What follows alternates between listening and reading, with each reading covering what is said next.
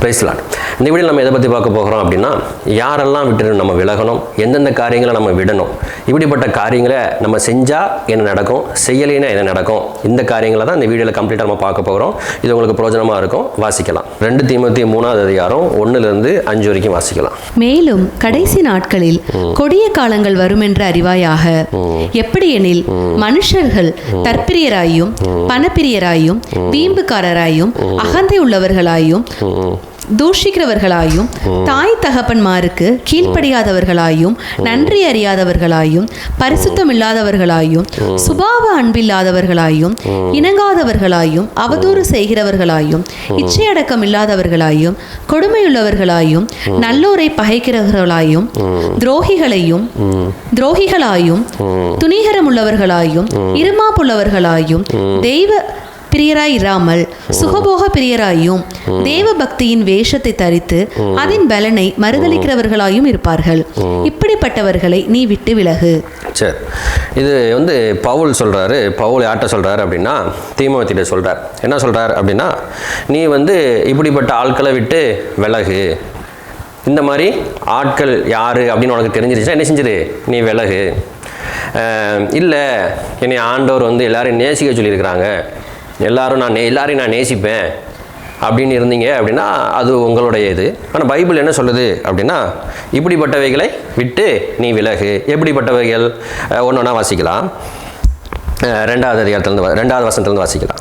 எப்படி எனில் மனுஷர்கள் தற்பிரியராயும். சரி, இதில் போட்டிருக்கு மனுஷர் எப்படி இருப்பாங்க, எந்த மாதிரி கேட்டகிரி, எந்த மாதிரி குரூப் ஆஃப் மக்கள்கிட்ட இருந்து நீ விலகணுமா, தற்பிரியராய் தன்னைத்தானே நேசித்துக்கிட்டு இருக்க ஷெல்ஃபிஷாக இருக்கிற அப்படிப்பட்டவர்களை பார்த்தா நீ என்ன செஞ்சிரு, விலகிரு. அடுத்து பணப்பிரியராயும், பணத்தாசை இருந்துச்சுன்னா விலகு. அடுத்து வீம்புக்காரராயும் அகந்தை உள்ளவர்களாயும் தூஷிக்கிறவர்களாயும் தாய் தகப்பன்மாரு. சரி, வீம்புக்காரர், வீம்புக்கு அப்படின்னா வேணுக்குனே அவன்கிட்ட சொல்லியிருப்போம், இது தப்புடா, இது செய்யக்கூடாது அப்படின்னு சொன்னால் என்ன செய்வான், அதை வேணுக்குனே செய்கிற ஒரு கூட்டம் இருக்கும். அப்படிப்பட்ட கூட்டங்களை விட்டு நீ விலகு. அடுத்து அகந்தை உள்ளவர்களாயும். அகந்தனா என்ன அப்படின்னா, நம்ம தான் பெஸ்ட்டு, நம்ம சொல்கிறதான் கரெக்டு, நான் யார் சொல்கிறதையும் கேட்க மாட்டேன், இப்படி சொல்கிற ஒரு குரூப் இருக்குது. அந்த குரூப்பை நீ பார்த்துக்கிட்டு இருக்கன்னா அப்படிப்பட்டவர்களை விட்டு விலகு. அடுத்து தூஷிக்கிறவர்களாயும், தூஷிக்கிறவன். தாய் தகப்பன்மார்களுக்கு கீழ்ப்படியாதவர்களாயும். தாய் தகப்பன்மாருக்கு கீழ்ப்படியாதவர்களா இருக்கிறவர்களை விட்டு என்ன செய்ய, நீ விலகு. தாய் தகப்பனுக்கு கீழ்ப்படுகிறதுனா என்ன, இன்னொரு இடத்துல வாசிக்கலாம். எபேசியர் 6வது அதிகாரம் 1வது வசனம். பிள்ளைகளே, உங்கள் பெற்றோருக்கு கர்த்தருக்குள் கீழ்ப்படியுங்கள். சரி, இது நியாயம். இதில் போட்டிருக்கு, பிள்ளைகள் என்ன செய்யணுமா, பெற்றோருக்கு கர்த்தருக்குள்ள என்ன செய்யணுமா, கீழ்ப்படியணும்.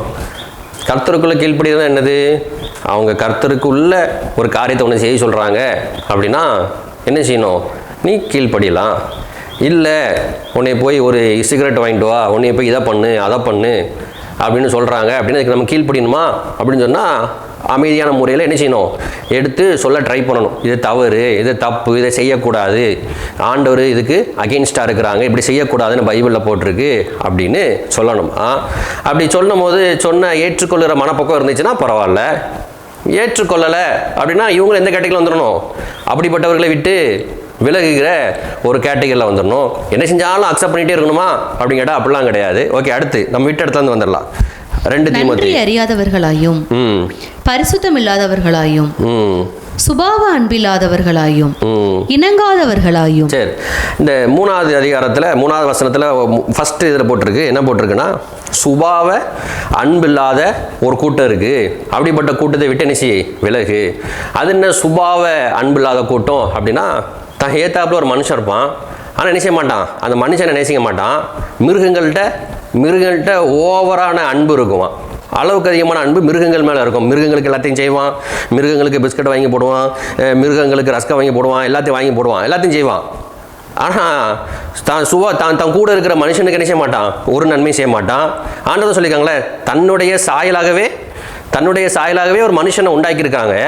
அந்த மனுஷன் அதே ரோட்டில் எப்படி தான் போவான், அதே ரோட்டில் அவன் கஷ்டப்பட்டுட்டு ட்ரெஸ்ஸு கிழிஞ்சி அவன் அவன் எனக்கு ஏதாவது ஹெல்ப் பண்ணுங்க, யாராட்டும் ஹெல்ப் பண்ண மாட்டாங்களாங்கிற ஒரு ஏக்கத்தில் ஒரு மனுஷன் போயிட்டே இருப்பான். ஆனால் இவன் என்ன செஞ்சிட்டு இருப்பான்? அந்த மனுஷனுக்கு தேவ சாயலாக இருக்கிற அந்த மனுஷனுக்கு உதவி செய்ய மாட்டானா? யாருக்கு உதவி செய்வான்? மிருகங்களுக்கு உதவி செஞ்சிட்டு இருப்பான். இதுக்கு பேர் தான் யாரு? சுபாவ அன்பில்லாத கூட்டம். இந்த கூட்டங்களை விட்டு என்னச்சு நீ விலகு. அடுத்து இணங்காதவர்களாயும் அவதூறு செய்கிறவர்களாயும். இது என்ன அவதூறு செய்கிறவர்களாயும் அப்படின்னா என்ன அர்த்தம் அப்படின்னா, நம்ம செஞ்ச தப்பை கொண்டு போய் யார்கிட்டையும் போய் சொல்லிட்டான், இதுக்கு பேர் தான் அவதூறு அப்படின்னா. இதுக்கு பேர்லாம் அவதூறு கிடையாது. ஒருத்தன் செஞ்ச தப்பை அவன் மூஞ்சுக்கு நேரம் சொல்லணுமான்னு கேட்டால் சொல்லணும். அவன் பண்ண தப்பு தவறுன்னு சொல்லணும். அப்போ அவதூறு செய்கிற அவதூறுக்கு இருக்கு என்ன வித்தியாசம் அப்படின்னா, இல்லாததை சொல்கிறது. தான் பார்த்துருக்க மாட்டான், தன் கண்ணால் பார்த்துருக்க மாட்டான், அது ப்ரூவ் ஆகிருக்காது. எதையுமே ஒரு உண்மை இல்லாத ஒன்றை அவதூறு இல்லாத பழியை கொண்டு போய் என்ன செஞ்சுட்டு இருக்காரு? போட்டுட்ருப்பான்ல ஒரு கூட்டம். அப்படிப்பட்ட கூட்டத்தை விட்டு விலகு. அடுத்து இச்சையடக்கம் இல்லாதவர்களாயும் கொடுமையுள்ளவர்களாயும் நல்லோரை பகைக்கிறவர்களாயும் துரோகிகளையும் துரோகிகளாயும். சரி, நாலாவது வசனத்தில் முதல்ல போட்டிருக்கு யாரு?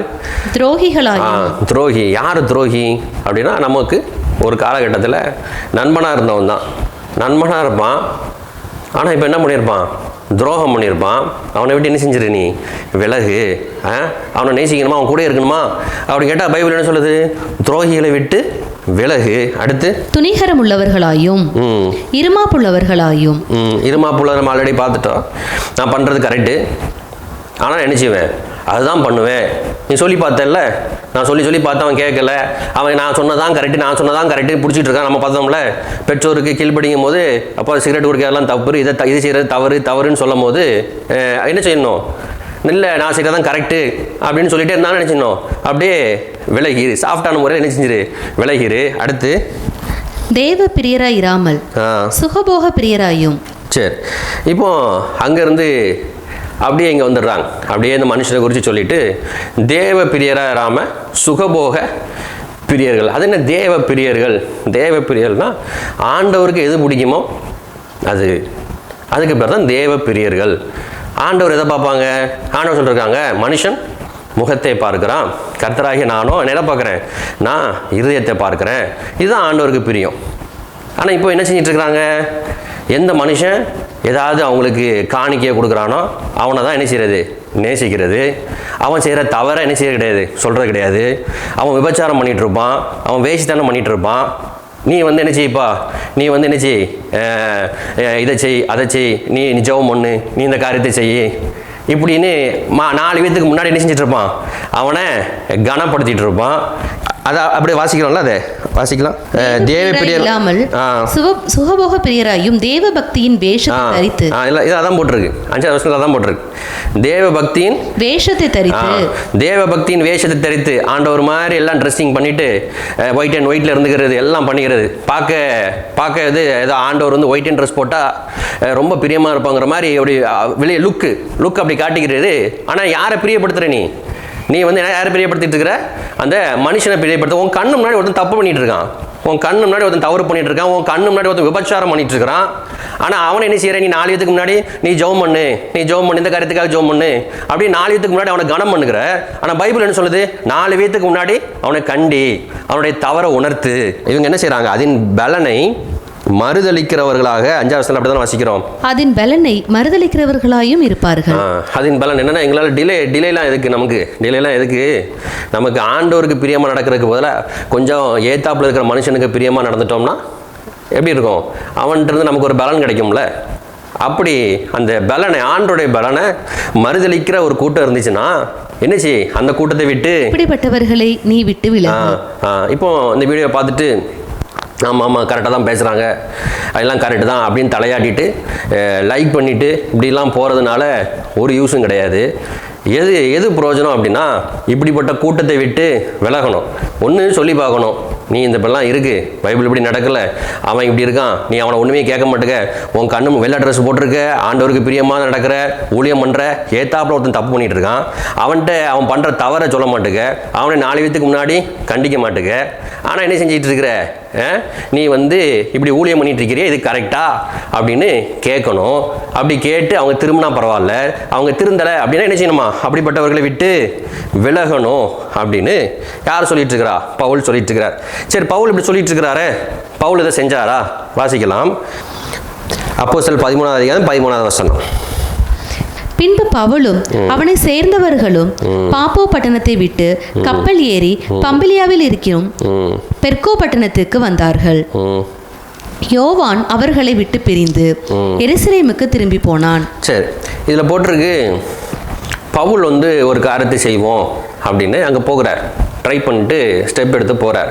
அப்படி போகும்போது பவுல் கூட இருந்த டீம்லேருந்து ஒரு ஆள் என்ன செய்ய போகிறாரு, பிரிந்து போகிறார். இல்லை எனக்கெல்லாம் இது கரெக்டாக படலை அப்படின்னு செஞ்சுட்டு என்ன செஞ்சு போகிறார், அவர் பிரிந்து போகிறார். யார் இந்த யோவான்? வாசிக்கலாம். அப்போஸ்தலர் 15:36 வாசிக்கலாம். சில நாளைக்கு பின்பு பவுல் பர்னாபாவை நோக்கி, நாம் கர்த்தருடைய வசனத்தை அறிவித்திருக்கிற சகல பட்டணங்களிலும் உள்ள சகோதரர்கள் எப்படி இருக்கிறார்கள் என்று போய் பார்ப்போம் வாரும் என்றான். அப்பொழுது பர்னபா என்பவன் மார்க்கு என்னும் பெயர் கொண்ட யோவானை கூட அழைத்து கொண்டு போக வேண்டும் என்றான். பவுலோ, அவன் பம்பிலியா நாட்டிலே நம்மை விட்டு பிரிந்து நம்மோட கூட. இதுல போட்டிருக்கு எப்படி இருக்கிறார்கள் என்று போய் பார்ப்போம் அப்படின்னு சொல்றார். அப்படின்னு சொல்லும் போது இப்போ சில கூட்டம் சொல்லதில்ல, இப்போ உண்மையாக இருக்கிறவங்க சொல்லுவாங்க, சரி அவன் எப்படி இருக்கான்னு நிச்சயமோ விசாரிப்போம், ஆமாம் ஆண்டோடைய வார்த்தையை சொல்லியிருக்கோமே, ஆண்டோடைய வார்த்தையின்படி இந்த நடக்கிறவங்க எப்படி இருக்கிறாங்க அப்படின்னு விசாரிப்போம் அப்படின்னு சொல்லும் போது இப்போ ஒரு கூட்டம் சொல்லிட்டு இருக்குல்ல, நாங்களாம் என்ன செய்ய மாட்டோம், விசாரிக்க மாட்டோம். உங்களை விசாரிக்கிறதுக்கு யார் இருக்கா? ஆண்டவர் இருக்காரு, ஆண்டவர் தான் எல்லாத்தையும் விசாரிக்கணும். ஆனால் என்ன செஞ்சுக்கிடுவாங்க, ஜோம் பண்ணிப்பாங்க. என்ன ஜோம் பண்ணிப்பாங்க, ஆண்டவரே ரெச்சிங்க எப்படியாவது என்ன செய்யுங்க, ஊழியர்களை எலும்ப பண்ணுங்க அப்படின்லாம் ஜோம் பண்ணுவாங்க. ஆனால் புதுசாக ஒரு ஊழியம் பண்ணுறதுக்கு ஒரு ஆள் உள்ளே வந்தாச்சு அப்படின்னா என்ன செஞ்சுக்க முடியாது, அதை அக்செப்ட் பண்ணிக்கலாம் முடியாது. அதனால என்ன நடக்கு, அடுத்த வசனம் 37. அப்பொழுது பர்னபா என்பவன் மார்க் எனும் பெயர் கொண்ட யோவானை கூட அழைத்து கொண்டு போக வேண்டும் என்றான். ஓகே, யார் இந்த மார்க்கு அப்படின்னா, மார்க்குன்னு ஒரு புக் இருக்குல்ல, அந்த புக்கை எழுதின ஆத்தர், அந்த புக்கை எழுதின அந்த ஆத்தரை யார் கூப்பிடுறா, பர்னபா என்பவன் மார்க் என்னும் போக வேண்டும் என்றான். அவருக்கு மார்க் என்னும் பெயர் கொண்ட யோவானா. முன்னாடி அதான் பார்த்தோம், யோவான் என்ன செஞ்சாரு, யார் பவுல் சொல்லும் போது பிரிந்து போன்னு சொல்லும் போது இல்லை என்னால் முடியாது அப்படின்னு பிரிந்து போனார்ல, இப்போ அந்த ஆளை கூட்டுட்டு போகணும்னு யார் நிற்கா, இந்த பர்னபா நிற்கிறார். அடுத்து பவுலோ, அவன் பம்பிலியா நாட்டிலே நம்மை விட்டு பிரிந்து நம்மோட கூட ஊழியத்துக்கு வராததினாலே அவனை அழைத்து கொண்டு போகக்கூடாது என்றான். பவுல் சொல்றாரு, என்ன சொல்றாரு, நான் ஒரு விஷயத்த சொன்னோம்ல, அதுக்கு அவன் கீழ்பொருள் என்ன செய்யக்கூடாது, அதனால என்ன செஞ்சு கொண்டு போகக்கூடாது, அவனை அழித்து கொண்டு போகக்கூடாது. இங்கே சண்டை யாருக்குள்ள நடந்துகிட்டு இருக்குது, ஒரு பக்கம் பைபிளில் இருக்கிற ஒரு புக்கு, ஒரு சாப்டர் எழுதினவர் யார், மார்க்கு. இன்னொரு பக்கம் யார், பவுல். அவர் நிறைய லெட்ரு, ஊர்பட்ட லெட்ரு, புதிய ஏற்பாட்டில் இருக்கிற முக்காவாசி லெட்ரு அவர் தான் எழுதுறார். அவர் லீட் பண்ண அவர் கீழே இருந்த ஜனங்கள் எழுதுறாங்க. இப்படி இவங்களுக்குள்ள தான் என்ன உண்டாயிட்டு இருக்கு, இந்த சண்டை உண்டாயிட்டே இருக்கு. அவர் சொல்றாரு, என்ன செய்ய போகிறாரு, இந்த மார்க் என்ன செஞ்சுட்டு போகக்கூடாது, கூட்டு போகக்கூடாது. அடுத்து இதை பற்றி அவர்களுக்குள்ளே கடும் கோபம் உண்டபடியினால் அவர்கள் ஒருவரை ஒருவர் விட்டு பிரிந்தார்கள். இப்படி ஸ்ட்ரெயிட் ஃபார்வர்டா பேசினாதான் யாரும் அக்செப்ட் பண்ணிக்க மாட்டாங்கல்ல, இது கரெக்ட், இது தப்பு, இப்படி பண்ணவன நினைச்சக்கூடாது, தண்டிக்கணும் அப்படின்னு சொன்னா தான் அக்செப்ட் பண்ணிக்க மாட்டாங்கல்ல. ஏன்னா இப்போதான் ஒரு கோட்பாடு இருக்குல்ல, என்னது, அவன் என்ன பண்ணாலும் என்ன செஞ்சுக்கலாம், அவனை மன்னிச்சுக்கலாம். ஏன்னா அவன் ரூபா கொடுக்கான்ல, அவன் வெயிட்டான ஆளு, அவன் இந்த உலகத்தில் வந்து அவன் பெரிய நபர் அப்படின்னா அவன்கிட்ட இருக்க தப்பை சொல்ல பயந்துக்கிட்டு இருப்பாங்க. அதே இது ஸ்ட்ரென்த், ஃபினான்ஸில் ஸ்ட்ரென்த் கம்மியாக இருக்கிறவங்ககிட்ட டக்குன்னு வசனங்கள்லாம் சொல்லிடுவாங்க, ஈஸியாக நீ அப்படி தப்பு பண்ணுற, இது தப்பு பண்ணுற அப்படின்னு சொல்லிடுவாங்க. உடல்லையோ ஃபினான்ஸ்லையோ பலனாக இருக்கிற ஒரு மனுஷன்ட்ட என்ன செய்ய கிடையாது, சொல்கிறது கிடையாதுல்ல. இங்கே இதான் நடக்குது. என்ன நடக்குது அப்படின்னா, பவுல் விஷயம் நமக்கு தெரியும். பவுல் அந்த நாட்களில் அவர் தான் ஆரம்ப நாட்களில் வந்துகிட்டு இருக்கிறார், ஆண்டவருக்காக என்ன செஞ்சுட்டு இருக்கிறார், வைராக்கியமாக பேசிட்டு இருக்கிறார், போல்டாக பேசிட்டு இருக்கிறார். ஆனால் அவர் சொல்றதை இப்போ நிச்சயம் இல்லை, அக்செப்ட் பண்ணிக்க முடியல. நீ சொல்ல நினைச்ச முடியாது, எங்களை அக்செப்ட் பண்ணிக்க முடியாது அப்படின்னு சொல்லிட்டு என்ன செய்றாங்க, வாசிக்கலாம். இதை பற்றி அவர்களுக்குள்ளே கடும் கோபம் உண்டபடியினால் அவர்கள் ஒருவரை ஒருவர் விட்டு பிரிந்தார்கள். பர்னபா மார்க்குவை கூட்டிக் கொண்டு கப்பல் ஏறி சிப்ரு தீவுக்கு போனான். ஓகே, இந்த அந்த பர்னபாவோட அட்வைஸ் கொடுக்கறது யார் தான், இந்த பவுல் தான். ஆனால் அவங்களுக்குன்னு ஒரு குரூப்பை உண்டு பண்ணிட்டு என்ன செஞ்சுட்டு போகிறாங்க, பிரிஞ்சு போகிறாங்க. ஆனால் பவுல் ஒன்றும் சோர்ந்து போகலை, பவுல் வந்து இதெல்லாம் பார்த்துட்டு ஐயோ இப்படிலாம் சோர்ந்து போய் இப்படிலாம் இருக்குல்ல, அவர் என்ன சொல்கிறாரு, நம்ம விட்ட இடத்துக்கு வந்துடலாம். அதே 2 தீமோத்தேயு 2வது வசனம் 3வது வசனம், 4வது அதிகாரம் 2வது வசனம் 3வது வசனம். சமயம் வாய்த்தாலும் வாய்க்காவிட்டாலும் ஜாக்கிரதையாய் திருவசனத்தை பிரசங்கம் சொல்றாரு. சமயம் வாய்த்தாலும் வாய்க்காவிட்டாலும், எவன் போனாலும் சரி, எவன் இருந்தாலும் சரி, யார் என்ன அக்செப்ட் பண்ணிக்கிட்டாலும் சரி, யார் அக்செப்ட் பண்ணிக்கலாலும் சரி, எனக்கு ஒரு கடமை இருக்குது. நான் ஒரு காரியத்தை செய்யணும்னு ஆண்டவர் என்னை ஏவிட்டு இருக்கிறாரு. அதை என்ன செஞ்சுட்டே இருப்பேன், நான் செஞ்சுக்கிட்டே இருப்பேன். அதோட மீனிங் தான் அது. அடுத்த தொடர்ச்சியாக வாசிக்கலாம். எல்லா நீடிய சாந்தத்தோடும் உபதேசத்தோடும் கண்டனம் பண்ணி கடிந்து கொண்டு புத்தி சொல்லு. இப்போ அவர் சொல்றாரு, யார் சொல்றாரு, பவுல் சொல்றார், நீ என்ன செஞ்சிட்டு அவன் போகிறான் இவன் போகிறான் அப்படின்ட்டு என்ன செஞ்சிட்டு இருக்காத, பயந்துக்கிட்டு சாஃப்டாக நம்மளும் எதுக்கு வம்பு, நம்மளும் ஆண்டோடைய வார்த்தையை சாஃப்டாக சொல்லிட்டு போவோம் அப்படின்னு என்ன செய்யாத இருக்காத. நீ எப்படி செய்யணுமா, நீடிய சாந்தத்தோடும் உபதேசத்தோடும் கண்டனம் பண்ணி கடிந்து கொண்டு புத்தி சொல்லு. அடுத்து, ஏனென்றால் அவர்கள் ஆரோக்கியமான உபதேசத்தை பொறுக்க மனதில்லாமல் செவி தினவுள்ளவர்களாகி தங்கள் சுய இச்சைகளுக்கு ஏற்ற போதகர்களை தங்களுக்கு திரளாய் சேர்த்து கொண்டு. இதில் பவுல் சொல்றாரு, என்ன சொல்றாருன்னா, அவங்க காதுக்கு இதமா யாரு பேசுறாங்களோ அவனை தான் என்ன செஞ்சுட்டு இருப்பானா, அவன் நாடிக்கிட்டு இருக்கான். அதனால தான் இந்த கூட்டம் என்ன செஞ்சுட்டு போகுது, பிரிஞ்சு போகுது. ஏன்னா இப்படிலாம் பேசினா ஜனம் வரும், ஜனக்கூட்டம் இருக்கும். அதனால் தன் காதுக்கு பிரியமாக பேசுகிறதுக்கு ஒரு கூட்டம் பிரிஞ்சு போகுது. நீலாம் என்ன செய்யாத, அதுக்கு இம்பார்ட்டன்ஸ் கொடுக்காத, அதுக்கு முக்கியத்துவம் கொடுக்காத. கூட்டம் வருது இப்படிலாம் பேசினா அந்த கூட்டம் இருக்குங்கிறதுக்காக இம்பார்ட்டன்ஸ் கொடுத்து என்ன செஞ்சுட்டு இருக்காத, பேசிக்கிட்டு இருக்காத. நீ எதை பேசு, நீ சத்தியத்தை பேசு. அடுத்து என்ன செய், கண்டனம் பண்ணு. ஒருத்தன் தவறு பண்ணுறான்னா என்ன செய், கண்டனம் பண்ணு, கடிந்து கொள்ளு, புத்தி சொல்லு இப்படிலாம் சொல்கிறார். இப்படிலாம் சொல்லிட்டு இப்படிலாம் இரு அப்படின்னு யாருக்கு அட்வைஸ் பண்ணிட்டு இருக்கிறார், இந்த தீமோத்தேயுக்கு அட்வைஸ் பண்ணிகிட்டே இருக்கிறார். ஓகே, இப்படிலாம் அட்வைஸ் பண்ணிகிட்டே இருந்தால், இப்படி அவன் சரியில்லை இவன் சரியில்லை இப்படிலாம் அட்வைஸ் பண்ணிகிட்டு இருந்தால் இருக்கிற கொஸ்டினாக நம்ம கூட யார் இருப்பா, அட்வைஸ் பண்ணால் யாருக்கும் பிடிக்காதுல்ல, எல்லோரும் என்ன செய்வாங்க, போயிடுவாங்கல்ல. அதுதான் பவுல் சொல்கிறாரு. அதே 4வது அதிகாரம் 16வது வசனம். நான் முதல் விசை உத்தரவு சொல்ல நிற்கையில் ஒருவரும் என்னோட கூட இருக்கவில்லை, எல்லோரும் என்னை கைவிட்டார்கள். அந்த குற்றம் அவர்கள் மேல் சுமராதிருப்பதாக. ஓகே, பவுல் சொல்றாரு, என்ன சொல்றாருன்னா, ஒருவரும் என் கூட நிற்கலை அப்படின்னு சொல்றாரு. இன்னைக்கு இந்த பவுலை தூக்கிட்டு தான் இங்க இருக்கிற கிறிஸ்தவ கூட்டம் எல்லாம் நினைச்சிட்டு இருக்காங்க, கொண்டாடிட்டு இருக்கிறாங்க. பவுல் அப்படி சொன்னார், பவுல் இப்படி சொன்னார், அப்படி இப்படின்னு சொல்றாரு. ஆனா அதே பவுல் இப்போ இருந்தாருன்னா அவர் ஒருத்தர் உள்ள சேர்க்க மாட்டாங்க, ஒருத்தர் உள்ள எடுக்க மாட்டாங்க. ஏன்னா அவர் ஸ்டேட் ஃபார்வர்டாக பேசுகிறவர், அவர் இதை சரி இது தப்புன்னு ஸ்டேட் ஃபார்வர்டாக பேசுவார்ல. அதான் சொல்கிறார், பவுல் வாழ்ந்த காலகட்டத்தில் அவரை யாருமே சேர்க்கலையும். அவர் தான் சொல்கிறார், என்ன சொல்கிறாரு, நான் முதல் விசை உத்தரவு சொல்ல நிற்கையில் ஒருவரும் என்னோட கூட இருக்கவில்லை, ஒருவனும் என்னோட கூட இருக்கவில்லை, எல்லாரும் என்னை கைவிட்டார்கள். எல்லாரும் என்ன செஞ்சாங்களாம், கைவிட்டாங்களாம். அப்புறம் அவர் சொல்றாரு, யாரெல்லாம் போனாங்க அப்படின்னு சொல்றாரு. 10வது வசனம். ஏனென்றால் தேமா இப்பிரபஞ்சத்தின் மேல் ஆசை வைத்து என்னை விட்டு பிரிந்து தெசலோனிக்கே பட்டணத்துக்கு இதில் அவர் சொல்றாரு, ரீசன் சொல்றாரு. என்ன சொல்றாரு அப்படின்னா, எல்லாரும் பிரிந்து போறாங்க. எல்லாம் பிரிந்து போனதுக்கு அப்புறம் என்ன நடக்கு அப்படின்னா, ஏன் பிரிந்து போகிறாங்க அப்படின்னு சொல்கிறதுக்கு யார், இந்த பவுல் ஒரு ஆன்சர் சொல்கிறார். ஏன் என் கூட யாருமே இல்லை தெரியுமா, எல்லாரும் பிரிஞ்சு போகிறாங்க தெரியுமா, அவங்க என்ன செய்கிறாங்களாம், இப்பிரபஞ்சத்தின் மேலே ஆசை வச்சு என்ன செய்கிறாங்களாம், என்னை விட்டு பிரிந்து, அவரை விட்டு பிரிந்து போய் அவரை தனியாக விட்டுட்டாங்க. அவரை தனியாக இருக்கிறார், இப்போ தனியாக இருக்கிறார்.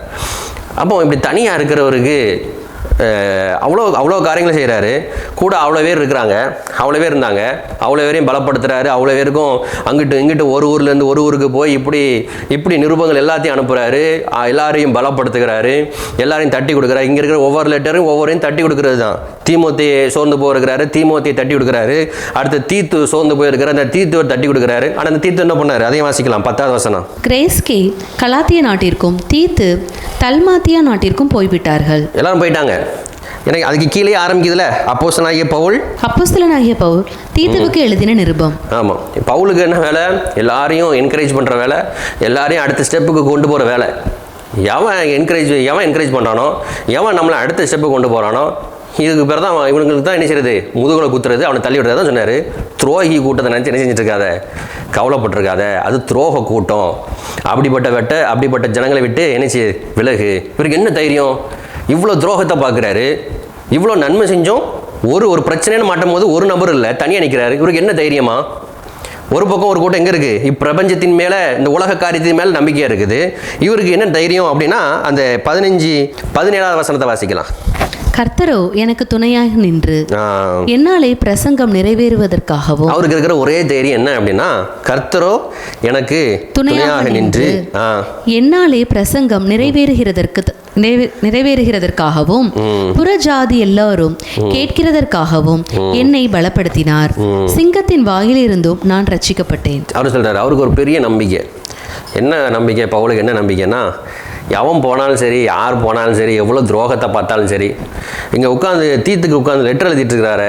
நம்ம நினைக்கிறோம் என்னென்ன, இவனுக்கு 100 மெசேஜ் அனுப்புனேன், இவனுக்கு எத்தனை நேரம் தைரியமாரு, போல்டாரு, ஸ்ட்ராங்காரு, 100 மெசேஜ் அனுப்புனானே, இவெல்லாம் எனக்கு துரோகம் பண்ணுறாமே நம்ம நினைக்கிறோம்ல. அந்த காலத்தில் உட்காந்து லெட்டர் எழுதணும்.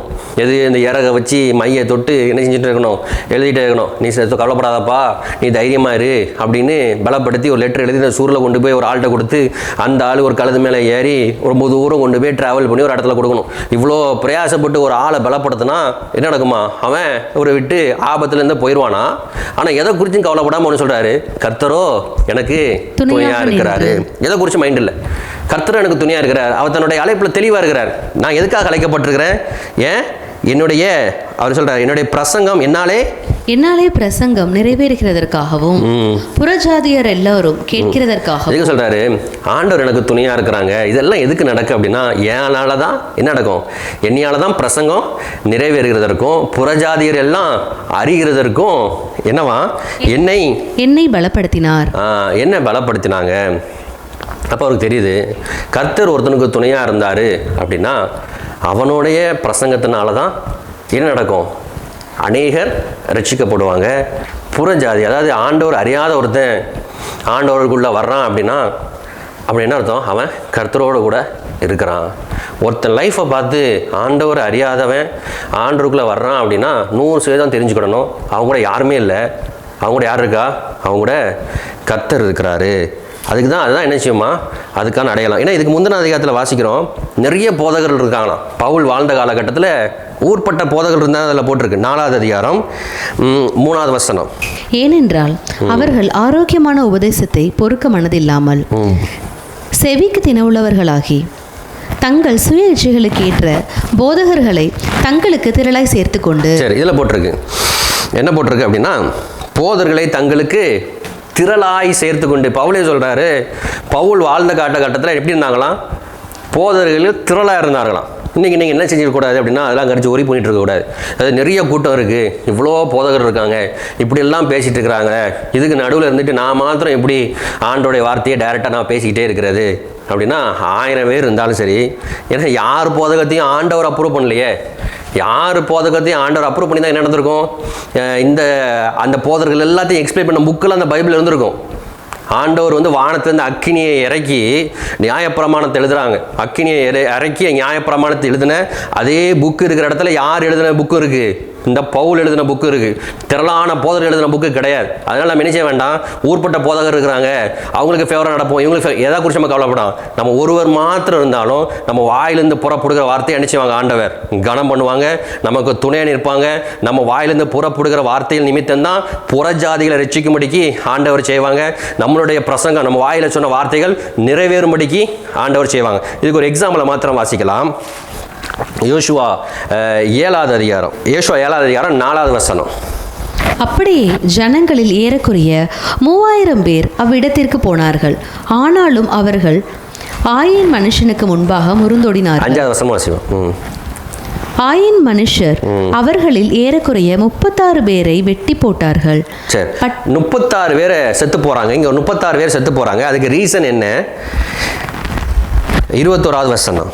கொள்ளையிலே நேர்த்தியான ஒரு பாபிலோன் ஆகிய சால்வையையும் 200 வெள்ளி சேக்காலையும் 50 சேக்கால் நிறையான ஒரு பொன் பாலத்தையும் நான் கண்டு அவைகளை இச்சித்து எடுத்துக்கொண்டேன். இதோ அவைகள் என் கூடாரத்தின் மத்தியில் பூமிக்குள் புதைந்திருக்கிறது, வெள்ளி அதன் அடியில் இருக்கிறது என்றான். ஓகே, ஓகே, இப்போ 36 பேர் செத்து போகிறாங்க. அதுக்கு ரீசன் என்ன அப்படின்னா வெள்ளையும் பொன்னையும் எடுத்து வைக்கிறார். வெள்ளையும் பொன்னையும் மேலே இருக்கிற நம்பிக்கையில் ஆண்டவருக்கு அகைன்ஸ்டாக நடக்கிறார். இதோட விளைவு என்ன? 26வது வசனம். அவன் மேல் இந்நாள் வரைக்கும் இருக்கிற பெரிய கற்குவியலை குவித்தார்கள். இப்படியே கர்த்தர் தமது கோபத்தின் உக்கிரத்தை விட்டு மாறினார். ஆகையால் அவ்விடம் இந்நாள் வரைக்கும் ஆகோர் பள்ளத்தாக்கு எனப்படும். ஓகே ஓகே ஓகே இப்போ இதுலேருந்து நமக்கு என்ன தெரியுது அப்படின்னா, பணத்து மேலே, தங்கத்து மேலே, வெள்ளியின் மேலே ஆசை வச்சு ஆண்டோடைய கற்பனைகளை புரட்டி ஆண்டவருக்கு அகெயின்ஸ்டாக காரியங்களை செஞ்சீங்க அப்படின்னா நீங்கள் என்ன செய்ய போவீங்க? நீங்கள் செத்து போவீங்க. உங்கள் மீது கற்குவியில் என்ன செஞ்சிருவாங்க? பில்டிங்கை கட்டிடுவாங்க, கல்லறையை கட்டி முடிச்சிருவாங்க. அதே இது ஆண்டவர் மேலே நம்பிக்கையாக இருந்தீங்க என்ன நடக்கும்? ஏசாயா 65:10. என்னை தேடுகிற என் ஜனத்துக்கு சாரோன் ஆட்டு தொழுவமாகவும் ஆகோர் பள்ளத்தாக்கு மாட்டுக்கிடையாகவும் இருக்கும். சரி, ஒரு பணத்தாசு மேலே இருந்த ஒரு கூட்டத்தை கொன்று புதைச்சாங்கல்ல, அதை வாசிக்கிறோம். கொன்னு புதைச்ச இடத்துக்கு பேர் தான் என்ன இடமா? 25-26 வாசிக்கலாம். யோசுவா 25-26. அங்கே யோசுவா, நீ எங்களை கலங்க பண்ணினது என்ன? இன்று கர்த்தர் உன்னை கலங்க பண்ணுவார் என்றான். அப்பொழுது இஸ்ரவேலர் எல்லாரும் அவன் மேல் கல்லெறிந்து அவைகளை அக்கினியில் சுட்டெரித்து கற்களினால் மூடி அவன் மேல் இந்நாள் வரைக்கும் இருக்கிற பெரிய கற்குவியலை குவித்தார்கள். இப்படியே கர்த்தர் தமது கோபத்தின் உக்கிரகத்தை விட்டு மாறினார். ஆகையால் அவ்விடம் இந்நாள் வரைக்கும் ஆகோர் பள்ளத்தாக்கு எனப்படும்.